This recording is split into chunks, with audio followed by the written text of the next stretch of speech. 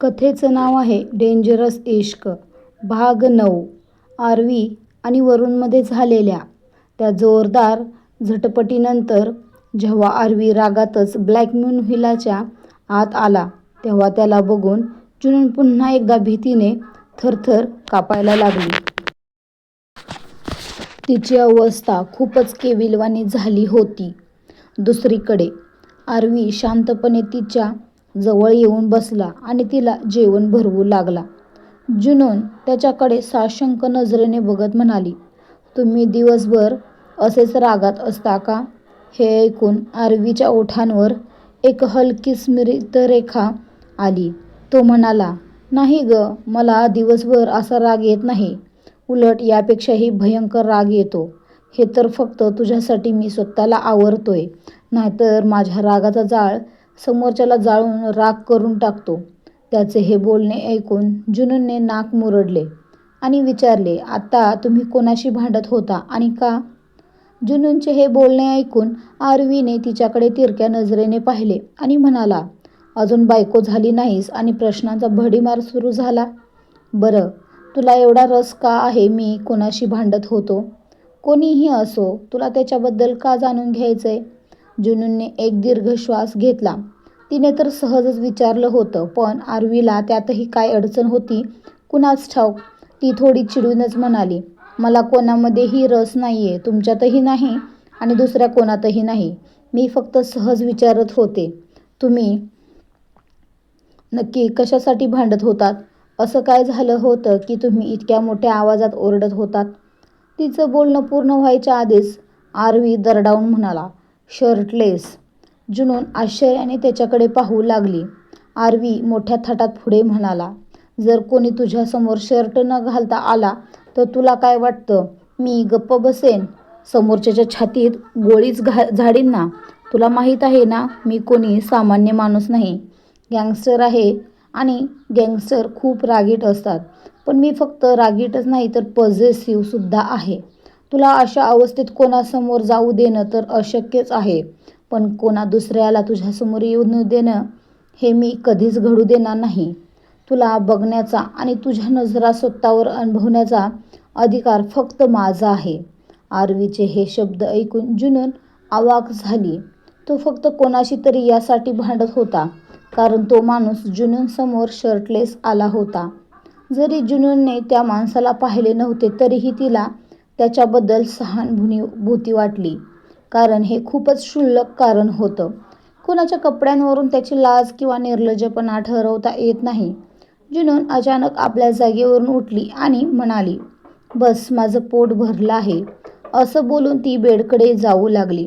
पण पुढच्या क्षणी आरवीने तिचा हात घट्ट पकडून तिला एका झटक्यात खाली खेचले, ज्यामुळे जुनून थेट सोफ्यावर जाऊन पडली. ती रागाने आणि आश्चर्याने आरवीकडे बघू लागली. आरवी तिच्या डोळ्यात बघत म्हणाला, तुझं पोट तोपर्यंत भरणार नाही जोपर्यंत तुला भरवता भरवता माझं मन भरत नाही. जेव्हा माझं मन भरेल तेव्हा मी समजून घेईन की तुझं पोट भरलं आहे. जुनून रागाने ओरडली, हे काय वेडेपण आहे? तुमच्या मनाचा माझ्या पोटाशी काय संबंध? मी माझं जेवण संपवलं आहे, माझं पोट भरलं आहे आणि आता यापेक्षा जास्त मी खाऊ शकत नाही. आणि तुम्हाला कसे माहीत की मला किती भूक लागली आहे? तुम्ही खाण्याच्या बाबतीतही माझ्याशी जबरदस्ती करणार का? आरवी हसून म्हणाला, तुझ्यासाठी ही जबरदस्ती असेल, पण माझ्यासाठी हे माझं प्रेम आहे जे मी माझ्या हाताने तुला देतोय. गप्प बस आणि तोंड उघड. जुनून रागाने त्याच्याकडे बघू लागली, पण पुढच्या क्षणी आरवीच्या नजरा बदलल्या आणि जुनूनचा गळा सुकला. आरवीच्या त्या नजरा तिला आता घाबरवू लागल्या होत्या. ती हताश होऊन म्हणाली, मला खरंच भूक नाहीये, मी इतकंच जेवते. यापेक्षा जास्त खाल्लं तर मला त्रास होईल. मी फक्त एकच चपाती खाते, जास्त झाली तर 2, त्यापेक्षा जास्त मी कधीच खाल्लं नाहीये. आरवीनं विचारलं, खाल्लं नाहीस की तुला कधी दिलंच गेलं नाही? त्याचे हे प्रश्न ऐकून जुनून थोडी चकित झाली. तिला भूक तर खूप लागायची, पण आता तिला कमी खाण्याची सवय झाली होती. तिच्या मामा मामीच्या घरी तिला जेमतेम 1 ते 2च चपात्या मिळायच्या आणि त्याही पूर्ण दिवसात, त्यामुळे आता जणू तिची भूकच मेली होती. आरवीने पुन्हा तिला भरवायला सुरुवात केली आणि यावेळी जुनूनने अजून एक चपाती खाल्ली. त्यानंतर आरवीने स्वतःच हात थांबवला. तो तिच्याकडे बघत म्हणाला, जा आधी नीट तोंड धुवून ये आणि मग बेडवर जाऊन झोप. जुनूनने फक्त मान हलवली आणि तिथून निघून गेली. आरवी तिला जाताना पाहतच होता की त्याचा फोन वाजला. त्याने कॉल उचलला. पलीकडून आवाज आला, बॉस, खूप मोठी अडचण झाली आहे. हे ऐकताच आरवीच्या कपाळावर आठ्या पडल्या.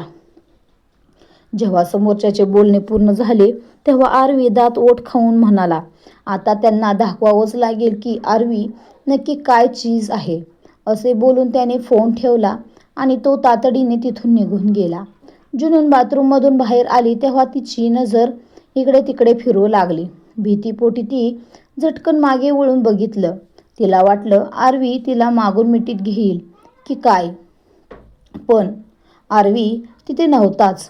जुनून आत्ता आश्चर्याने इकडे तिकडे बघत स्वतःशीच म्हणाली, हे मिस्टर गँगस्टर गेले कुठे? आत्ता तर इथेच होते. अचानक कुठे गेले, कुठे गायब झाले? असं म्हणत ती बाल्कनीकडे गेली, पण बाल्कनीमध्येही कोणीच नव्हते. जुनूनने जेव्हा दरवाजाकडे पाहिले तेव्हा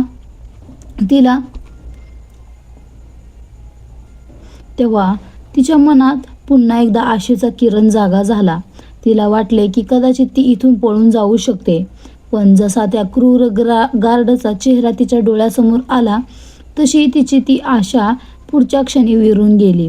तिने एक दीर्घ श्वास घेतला आणि स्वतःशीच पुटपुटली, कदाचित मी इथून कधीच जाऊ शकणार नाही, पण जर मी इथून गेले नाही तर ते लोक सुकूनला त्रास देतील. नाही, मी सुकूनला काहीही होऊ देणार नाही. मला सुकूनसाठी इथून बाहेर पडावंच लागेल, पण मी बाहेर जाऊ कशी? कोणी आहे का जे मला मदत करू शकेल? हे बोलत असताना तिने दरवाजा उघडण्याचा प्रयत्न केला, पण पुन्हा एकदा आरवीच्या त्या रागीट नजरा तिच्या डोळ्यांसमोर आल्या आणि ती घाबरून गुपचूप आपल्या जागी येऊन बसली. काही वेळातच ती गाढ झोपेत गेली. दुसरीकडे एका निर्जन जंगलात परिसरात, जिथे दूरपर्यंत कोणताही माणूस दिसत नव्हता, तिथे अचानक आरवीची गाडी येऊन थांबली. गाडीतून आरवी बाहेर पडला आणि समोरच्या दाट जंगलाच्या दिशेने चालू लागला. तिथे फक्त झाडेच दिसत होती आणि असे वाटत होते की ते जंगल तिथेच संपले आहे. पण जसजसा आरवी पुढे जात होता तसतसे तो जंगलाचा रस्ता स्वतःहून उघडत जात होता.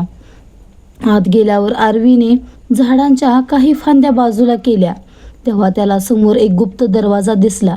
तो दरवाजा उघडून तो आत गेला, जिथे खालच्या दिशेला जाणाऱ्या पायऱ्या होत्या. पायऱ्या उतरून खाली गेल्यावर समोर एक भला मोठा बेसमेंट होता. बाहेरून बघताना ते फक्त एक जंगल वाटत होतं, पण आतून ज्या प्रकारे सर्व व्यवस्था होती ते पाहून कोणालाही विश्वास बसला नसता की अशा दाट जंगलात असे काही असू शकते. आरवी आत आला तेव्हा समोर 2 माणसे उभी होती आणि आपापसात काहीतरी बोलत होती.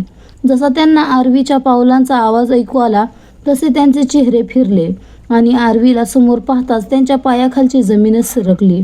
आरवी त्या दोघांकडे पाहत म्हणाला, काय झालं? मला बघून इतके चकित का झालात?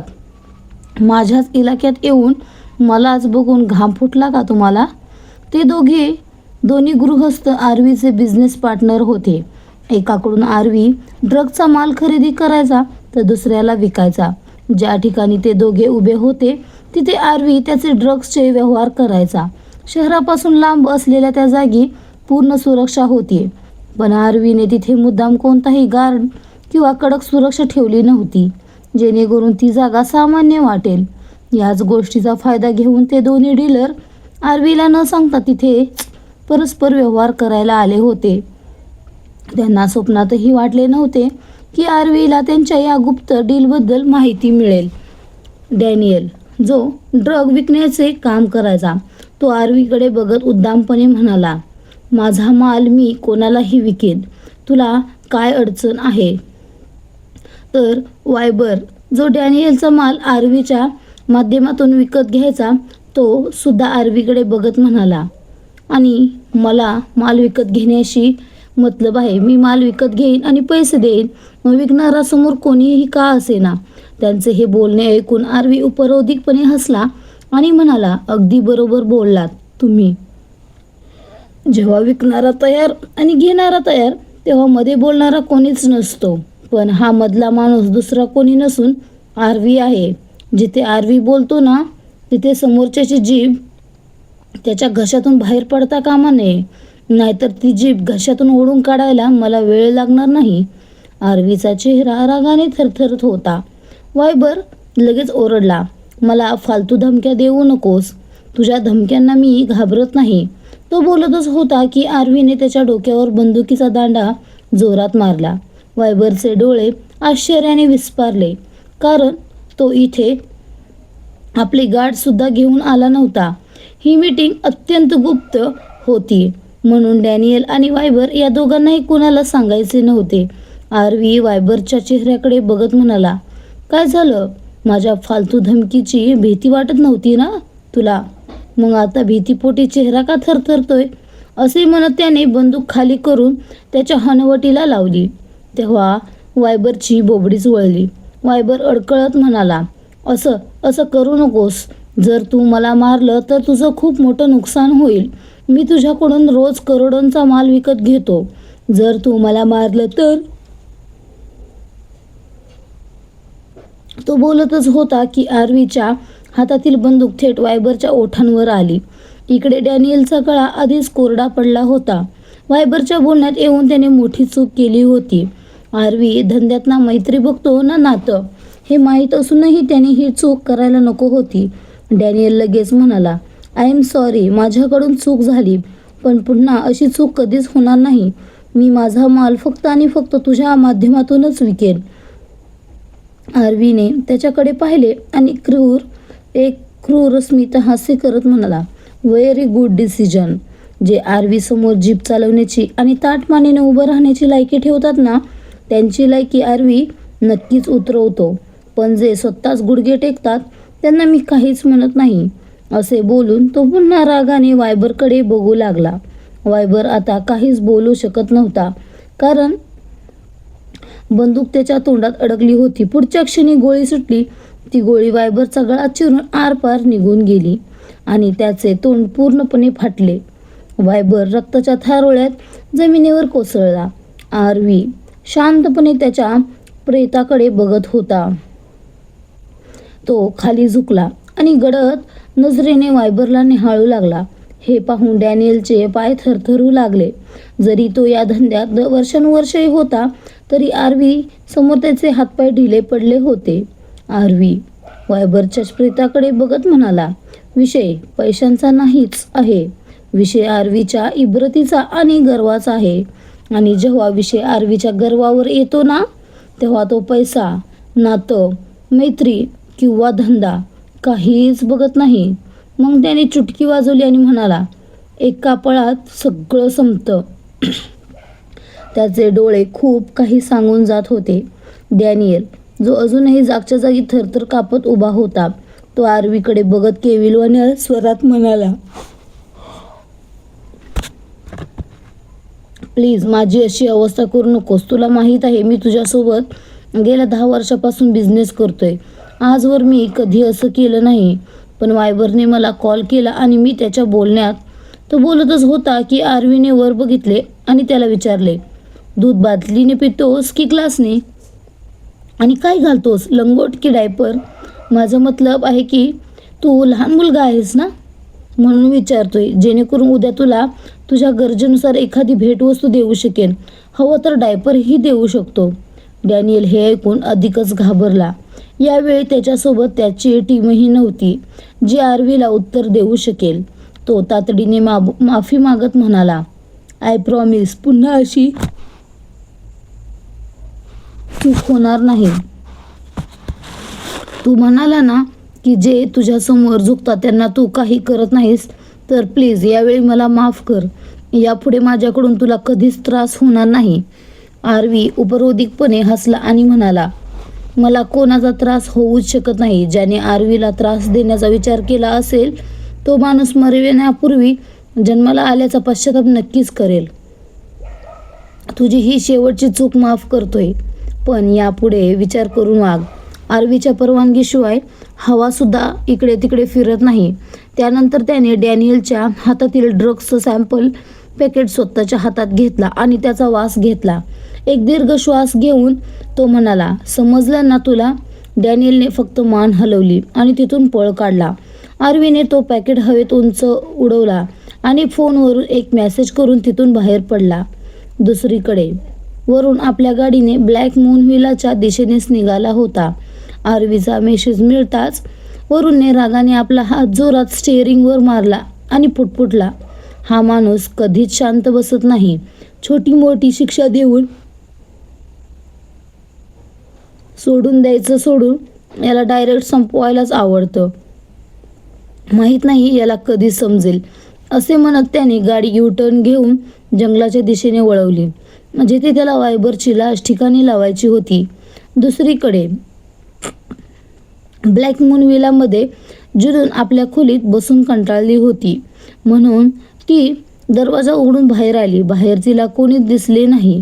ती स्वतःशीच बडबडली, माहीत नाही या घरात नक्की कोण कोण राहतं. मी तर समोरून कोणालाच पाहिलं नाहीये, पण आज सकाळीच मिस्टर गँगस्टरचं कोणाशी तरी भांडण झालं होतं, तर तो माणूस नक्कीच याच घरात राहत असणार. असे बोलत असतानाच तिला आरवीचे शब्द आठवले की तो जुनूनवर कोणाची नजर पडलेली खपवून घेणार नाही.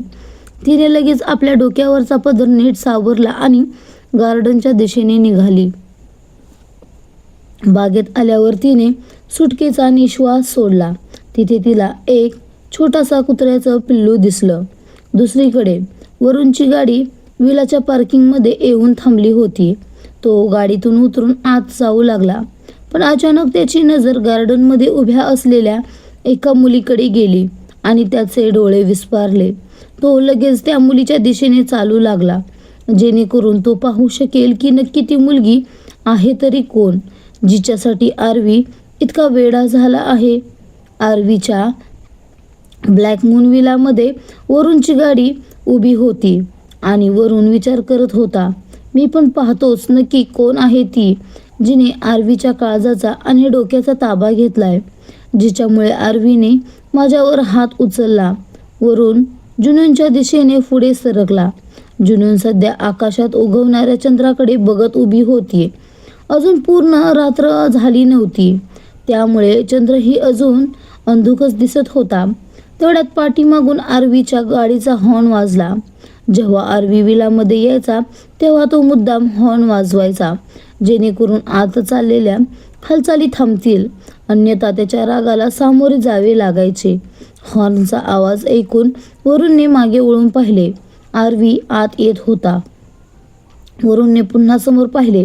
तिथे जुनून आता वळली होती आणि तिचा चेहरा वरूनला स्पष्ट दिसत होता. जुनूनला समोर पाहताच वेगाने पुढे जाणारे वरूनचे पाय एका जागी खिळले गेले. तो जणू दगडासारखा शांत झाला. तिचे रूप पाहून त्याचे डोळेच फाटले आणि त्याचा श्वास अडकला. जुनूनने लगेच पदराने आपला चेहरा झाकून घेतला आणि ती धावतच आत निघून गेली. पण वरूनने तर तिचा चेहरा पाहिला होता ना, आणि तो तिला ओळखत होता. वरूनने आपल्या डोक्यावर हात मारला आणि तिथेच उभा राहून जोरात श्वास घेऊ लागला. त्याने खिशातून फोन काढून गुगलवर काहीतरी शोधले, पण ते त्याला शोधायचे होते ते तिथे सापडलेच नाही. तो घाबरलेल्या आणि अडखळत्या आवाजात म्हणाला, ओ गॉड, हे कसं शक्य आहे? ही मुलगी इथे आणि तीही आरवीची ऑब्झेशन. जर या मुलीने मला ओळखलं आणि आरवीला समजलं की आम्ही या मुलीसोबत काय केलं होतं.